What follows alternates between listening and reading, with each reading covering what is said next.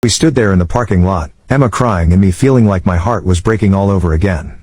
This was the woman I'd planned to spend my life with, and we couldn't even have a conversation anymore without it turning into an argument. "The ring box," Emma said suddenly. "Was there supposed to be a ring in it?" I looked into her eyes, those beautiful green eyes that had captivated me from the moment we met. "What do you think?" "Oh my." Emma's hands flew to her mouth. "You were going to propose that night, weren't you? At Sarah's wedding? Does it matter now?" "Of course it matters. If I had known." "If you had known what? You would have pretended to be excited? You would have said yes out of guilt?" "I would have been honest with you about my feelings instead of making that stupid joke." "And what are your feelings, Emma? Really? Because I'm starting to think I've been kidding myself for 3 years." Emma was quiet for a long moment, tears streaming down her face. "I love you," she whispered. "I love you so much it scares me sometimes. But marriage is permanent. It's forever. And I don't know if I'm ready for forever with anyone." There it was. The truth I'd been avoiding for weeks. "Then why are you here?" I asked. "Why are you fighting so hard to get me back if you're not ready for forever?" "Because I can't lose you. Because the thought of you not being in my life is worse than the thought of marriage. But not worse than the thought of actually marrying me." Emma didn't respond, which was an answer in itself. "I need time," she said finally. "Can't we just go back to the way things were? Can't we just be happy together without all this pressure?"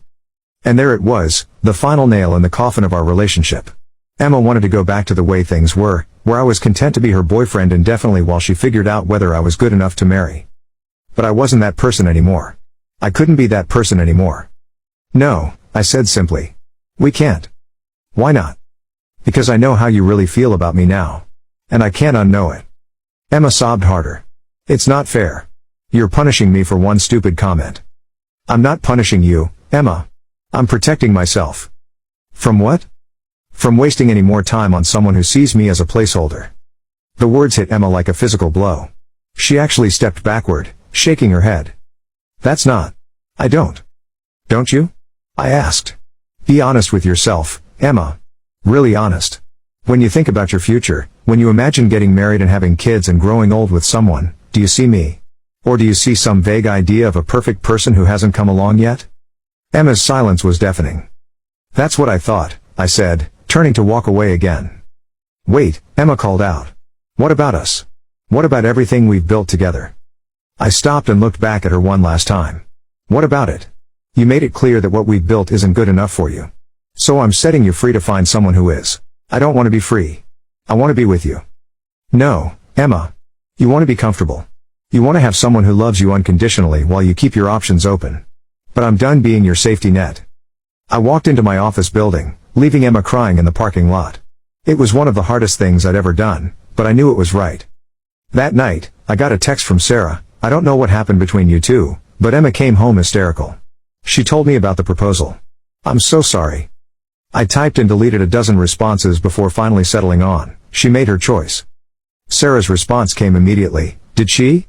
Because it seems like she's trying to make a different choice now." But that was the problem. Emma was only trying to make a different choice because she'd lost me. If I'd never left, if I'd never forced her to confront her real feelings, she would have been content to string me along indefinitely. The next few weeks were a blur of apartment hunting, moving, and trying to establish a new routine. I threw myself into work, hit the gym harder than I ever had before, and slowly started to rebuild my life without Emma. The calls and texts continued for a while, but they became less frequent. Emma's messages went from desperate to pleading to angry to sad and finally to acceptance. Her last text came 6 weeks after I'd left. "I know you're not going to respond to this, but I need you to know that I'm sorry. I'm sorry for taking you for granted, I'm sorry for hurting you, and I'm sorry for not realizing how lucky I was to have someone who loved me the way you did. I hope someday you can forgive me, and I hope you find someone who deserves you." I stared at that text for a long time. Part of me wanted to respond, to tell her that I forgave her, that I hoped she found happiness too. But another part of me knew that responding would only give her false hope. So I didn't respond. I saved the message, turned off my phone, and went to bed.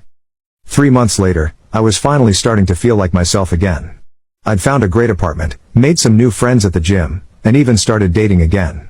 Nothing serious, but it was nice to remember that there were other people out there who might actually want to build a future with me. That's when I got the call from Jake. "Dude, you need to know something," he said without preamble. "Emma's engaged." I felt like I'd been punched in the stomach. "What?" "She's engaged. To some guy named Marcus. They've been dating for like 6 weeks. 6 weeks. Emma had found someone she was ready to marry in 6 weeks. Are you okay? Jake asked. I debated whether to tell you, but I figured you'd want to know. I'm fine, I lied. Good for her. But I wasn't fine. I was devastated. Because Emma's engagement proved everything I'd suspected. She wasn't afraid of marriage. She was afraid of marrying me. Do you know how that feels? To realize that the person you loved for 3 years was just killing time with you until something better came along? To know that you were so inadequate in their eyes that they'd rather marry a stranger than commit to you? It was crushing.